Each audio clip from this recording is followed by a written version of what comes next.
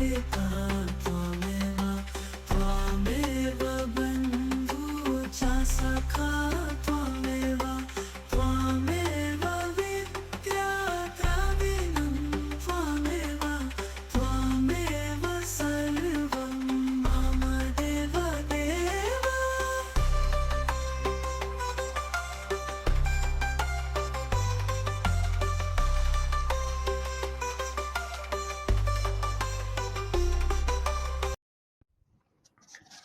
ஓம் ஸ்ரீ குருப்யோ நமஹ. கைவல்ய நவநீதம் ஸ்ரீ நன்னிலம் தாண்டவராய சுவாமிகள் அருளியது. தத்துவ விளக்கப்படலம்.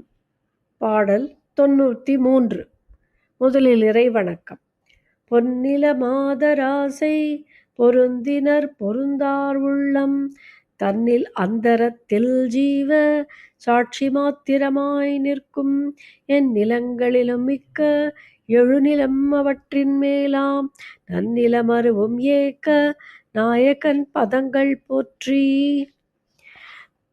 93வது பாடலை பார்க்கலாமா?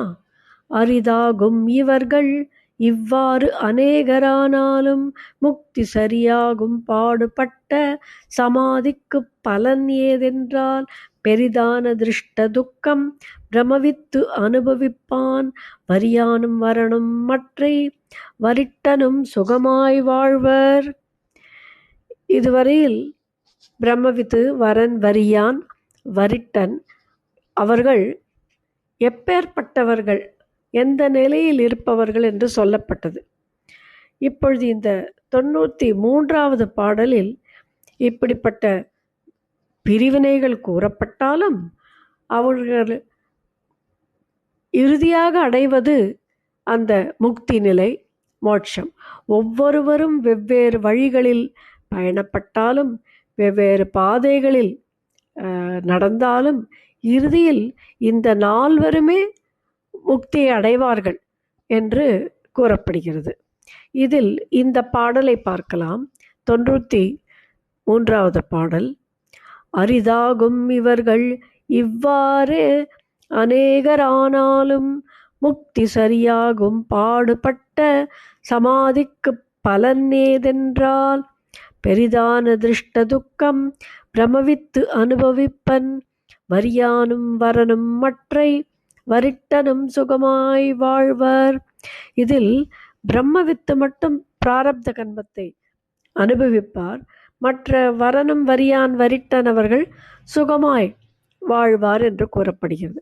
அவ்வாறு கூறும்பொழுது இந்த பாடுபட்டு இவர்கள் எல்லாம் அடைந்த இந்த நிர்விகற்ப சமாதிக்கு பலன் என்ன என்று கூறிவிட்டு பெரிதான திருஷ்ட துக்கம் பிரமவித்து அனுபவிப்பான்.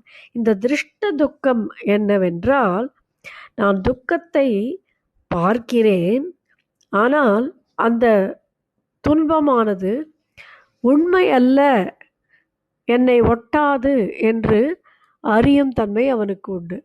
அந்த துன்பத்தை அவன் உணர்ந்து அனுபவிக்க மாட்டான், துன்பத்தை பார்ப்பான். அது திருஷ்ட துக்கம் என்று இந்த வரிகளில் அழகாக கொடுத்திருக்கிறார். Now let us look at the substance of the verse in English.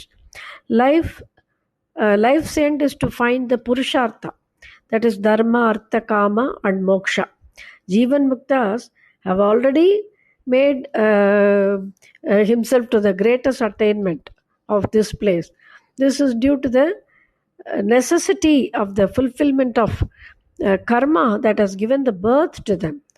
So this karma phalan is not identical to all. So it differs from person to person with a calculated and calibrated severity or intensity. Therefore, we must understand that there always exists a class also in Brahmavid, Varan, Variyan, Varishtan. But they all have the same goal and they attain. There is no difference. The modalities may differ, but the reach to attain moksha is the same. But in the case of Brahmavid, he is entangled with the samsara with an unattached form of living like a lotus.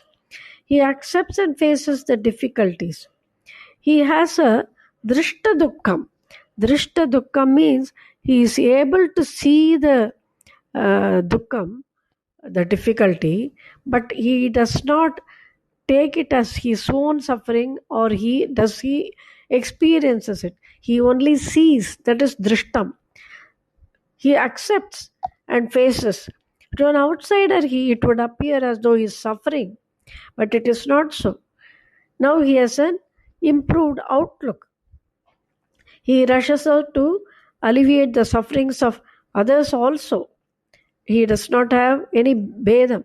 So he is in a state of sagaja, way of materialistic living.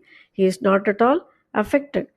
Contrarily, the Varan Variyan Varishtan who are dwelling in Samadhi status are not affected, and Varanum Variyanum Matravarum Sugamai Valvar. So, it is all depending on the conducive ambience that the Brahmavid is exposed to, and he may also come out of it for a better version. God has created humans to live at His will, and it is all up to the one who shapes up one's treading path towards the final goal of Purushartha. Shri Gurubhyo Namaha.